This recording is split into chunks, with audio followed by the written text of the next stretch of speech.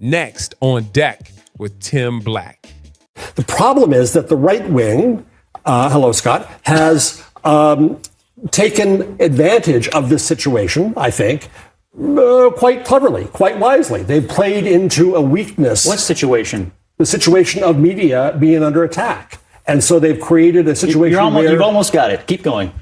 What the right wing is taking advantage of is finally the American people saying enough is enough. They're tired of feeling like the mass media screens out one viewpoint versus another in political coverage. They're tired of media institutions favoring one party over another. They're tired of narratives over factual stories. If I had any advice for 60 Minutes or anybody else, it would be just cover the news and try to be fair about it and stop putting your finger on the scale, especially during campaigns.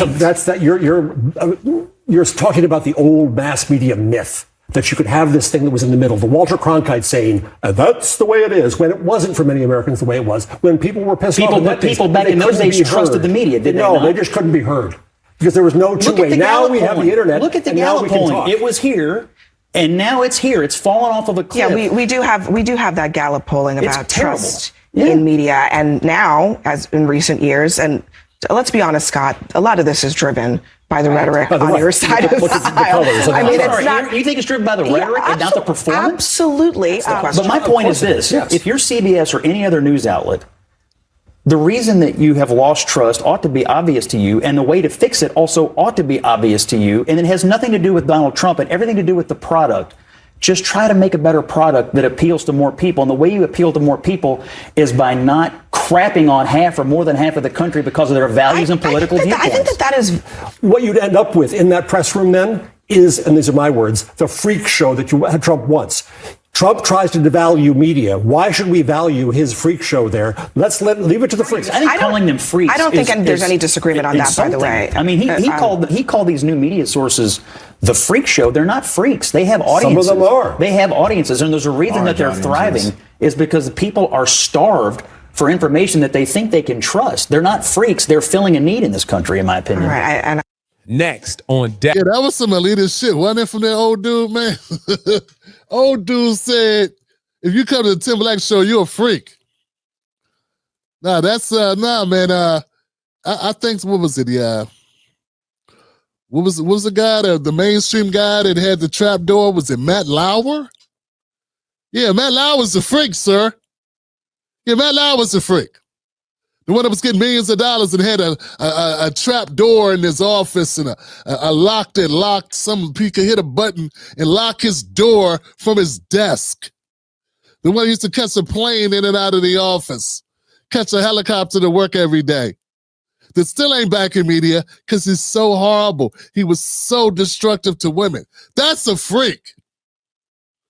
But back to the larger point, man. Democrats just cannot accept. They cannot accept that they suck. And neither can media. The media is tied to the Democratic Party. So went the Democrats, so did media. Media tried to save the Democratic Party. They tried to save it. Folks, their own worst enemy is themselves. They are their own worst enemy. If the media hadn't been lying for Joe Biden, the natural course of things would have meant he would have had to step down. You would have had your first black woman, Indian, Asian. You would have had your first Jamaican president, right? Half woman. There you go. First woman, because Biden would have had to step down. At least she would have been president in the interim, right? See, no one talks about these things. That's why you got to tune into us freaks in independent media, because we'll tell you the real deal. So the Democrats lied to protect Biden. Corporate media lied to protect Biden, and they end up biting him in the ass because they ain't do nothing but had Trump sitting there waiting, sharpening his katana blades, waiting for his opportunity to come back and deliver revenge. He came back 4 years later with that dish. That dish soaked, a cold dish of revenge. Y'all had to eat it. Now you got to keep on eating for the next 3 and 4, almost 4 years. This guy's such a fossil. And his head's in the sand, Johnson. Him and Abby, their idea is that if it wasn't for the Republicans calling corporate media fake news, people would be trusting it. Man, folks, the reality is there are very few relationships where somebody can just lie on you and people just believe it. It's hard as hell to lie on a news organization and people just believe it. Because you have every day to go on the news and disprove them. You have every day to go and disprove any smear about yourself. It's different when you lie on somebody and they don't have newspapers or magazines or cable news in order to refute the claims. So you can't play victim. CNN or MSNBC or CBS or ABC or New York Times or Washington Post. None of the cable news can play victim because they could have always redeemed themselves. When they said that Donald Trump said, I see good people on both sides about what happened in Charlottesville. Everybody lied. So you know what? It's fine. You're changing history, you're changing culture, and you had people, and I'm not talking about the neo-Nazis and the white nationalists, because they should be condemned totally. That's one of those moments when you lose faith. You lose faith in corporate media totally, man. It's about making sure that there is white supremacy in this country. And if we're honest, we will say that. It is about making sure we will make sure that people who DEI is really all these code words. You used to use woke. I asked you to define what woke meant. You couldn't really define it for me. Tell me what it means again. Woke ideology is taking extreme views of American culture and trying to tear down America from the inside out and go outside of our cultural norms and invade every corporation, university, and other institutions. What is DEI? That's incorrect. Tell me that's incorrect. But what is DEI? Tell me again. Diversity, equity, and inclusion, and trying to guarantee outcomes instead of guarantee opportunity. Trump's cabinet looks like DEI. Yeah, Scott Jennings' definition of woke, it may be in how he internalized what woke people do, but that ain't what the definition of woke is. Woke is just very simple. Like when we used it back in 2015, 2014, 2015, yeah, about that time, it just meant you were aware of what was going on. You were paying attention. That's it. Very simple. That's before it was taken by progressives. And that's before it was taken by liberals. I'm sorry, before the liberals took it, before it went mainstream. And that was like 5 years before conservatives took it. And then made it seem like it was, save black people or something. I don't know what it is. And I realize now that that's an oversimplification of what it means to them. It just meant being like a Cape Crusader for various causes. Like you're woke. Everything's offending you and you must fight everything for everyone. It's something crazy. But yeah, Scott's definition of what woke is, like I said, hey man, you can't make up your own definitions for words. But what it originally was, when we originally used it, when we were using it, back in 2014, 2015, it had nothing to do with politics, really. Just meant you was up on game. That's all it meant. It was like being aware. That's all. That's it. Let's keep going. I was speaking. If I could just finish. I do want us to not get off the rails because she just said we're all white supremacists. We gotta address this. Saying a whole swath of voters and saying they voted because they're racist or misogynist, not I didn't because say. their pocketbook. Those were my words, yours. But go ahead. Okay, but you said it was about white supremacy. I said it was about white Democrats will keep losing if they do that. All the voters were white supremacists, but it's not about eggs. She said it was about pocketbook issues. It's not about pocketbook. You don't think people were at all motivated by the state of the economy? Of course they were. I absolutely. But yes, and you're smart enough to know yes, and yes, they were upset about pocketbook issues, and they're also upset about what people are. I can't stand Kurt Champion's point here. It's like it gets so tiresome, man. And I used to be this way, and I try not to be this way anymore. You know what I'm saying? Because America has a legacy of racism and sexism and all these other isms, right? You're gonna bring it up on every topic. when it's not every topic. That's not why the Democrats lost. They didn't lose because of white supremacy or lose because of sexism. They lost because they had a bad candidate. Now, were there 3% of, I don't know, people that probably never vote Democrat anyway who wouldn't vote for Kamala because she was a woman? Probably so. I don't know how many Democrats felt that way. Remember, man, we got a lot of people in the country. We got a lot of people that don't even vote. Only like 60% of Americans vote. That's it. Millions upon millions of people don't vote. And then we got the country's basically split on Democrats and Republicans, and we got independents. So, like, what are we really talking about? It was not like it was 100 to 2. You know what I'm saying? It wasn't like it was 100 to 2. Kamala got millions of votes, and I thought she was a horrible candidate. And still, somehow she got millions of votes. I think some people voted for her. The only reason why they voted for her because she was a woman. I think some people only voted for her because she was brown skinned. That's what I think. I think there were people that voted for her only because she went to Howard. There were some people probably voted for her only because she was from the West Coast. Then we could keep going. Keep going and keep going and keep going and keep going. But only when you have a candidate that is amazing. You know, like amazing. Like Hank Aaron was amazing he was an amazing baseball player. If you didn't want Hank Aaron on your team, it's because you were racist and the organization was racist. We had amazing players in the Negro Leagues. Right? Okay? We had 2 different leagues because of race. Because they were amazing. But you can't make that same argument with Kamala. How dare you do that? She was not amazing. She wasn't. She wasn't. She still isn't amazing. She's not interesting. She's uninteresting. She didn't have policies. And Biden stunk it up too. So she was a part of a losing team. The favorabilities were low coming out the gate.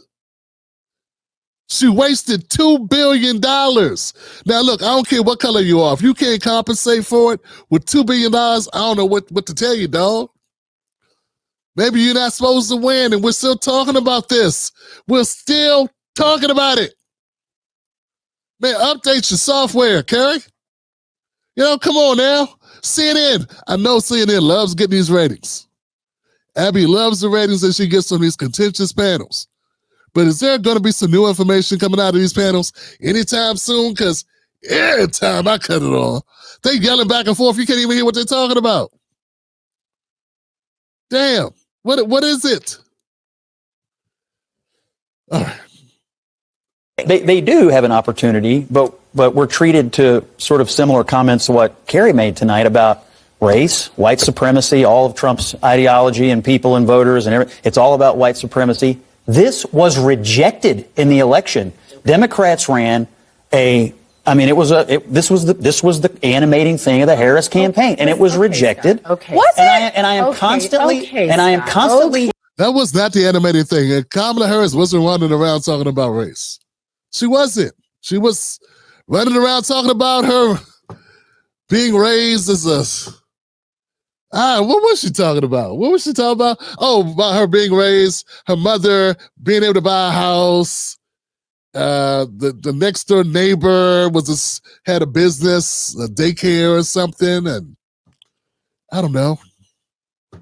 What was she talking about? Wasn't that the knock?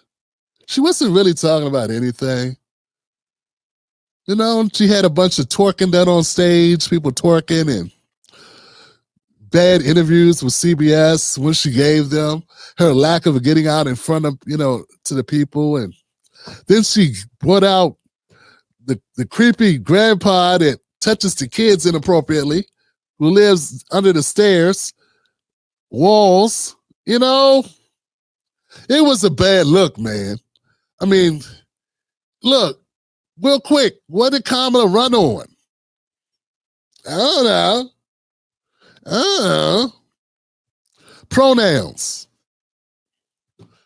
I don't know, D.L. Hughley's. D.L. Hughley's jokes. No wonder she lost. There was nothing there. All right. shocked at what you're not aware of, which is Donald Trump's constantly shocked with performance. what you're not aware of. Well, I don't know. I tend to be more right about it than you are. But the reality is he did better. He did better among minority voters than any Republican in a half a century. Yeah, and he seemed to be totally unaware of it. But it's also true. But if you're going to come out and call half the country a white supremacist, I think you've got to explain it. I didn't say the country. I said this was about white supremacy because what he ran on was making America great again, which is another cold. Oh no, I hate this. Oh, this is old. It is an old argument. This just came out, guys. I'm telling you, this video just came out. I grabbed it. This I know it sounds like it's from January, January 20th or something. No, this just came out this week. They're still talking about the election, and Kerry's still in denial. She's still in denial, and she's bringing up things. She's bringing up his slogan that he ran on since 2016. She's bringing up Ronald Reagan's slogan, who was also Bill Clinton and Al Gore's slogan for a time period. Make America Great Again is something as a phrase that had been around. But I fought a Kerry champion, but I fought Democrats in general because a lot of them kept the lie going. And that's one of the most infuriating things about being in this business, guys. I was telling my son this. Yes, last night. It was his birthday yesterday. Happy birthday, TJ. Once again.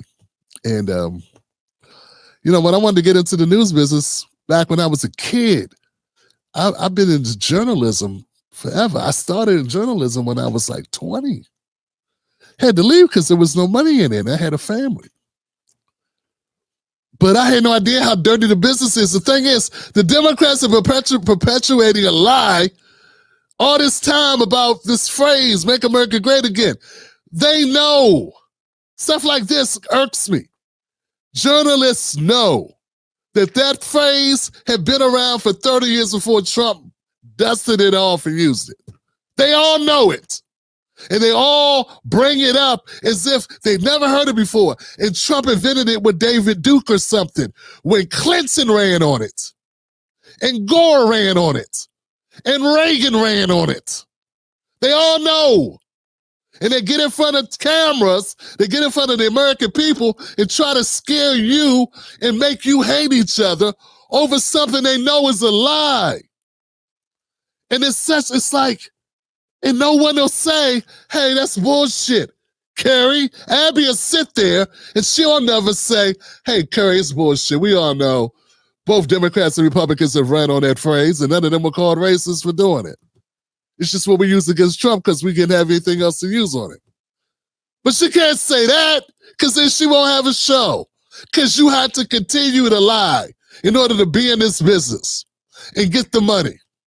And when you tell the truth, and when you support and stand up and truly advocate for Black America, where you are, let's just say things are bad. But see how infuriating it is? Imagine if you knew that about your field. Imagine if you knew that they knew that what they were putting in the food was hurting people, and they knew it and they kept doing it. They just kept doing it anyway. You're like, I can't believe this. No one's saying don't put the thing in the thing. That's how I feel about a lot of our journalism.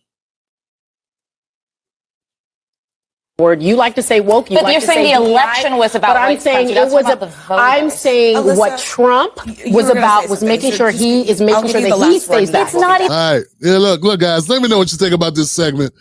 That's crazy, Johnson. I'm gonna calm down, cool out. Well, not too cool. We got more content coming, man. I got a lot of clips loaded up, man. We're gonna have a good time, Johnson. Perfect. You made it to the end of the video. I appreciate you. Now, Google thinks this next video is going to be perfect for you. It's right up your alley. So click the next video, watch that with me, and let's keep this politics going. You're built for this.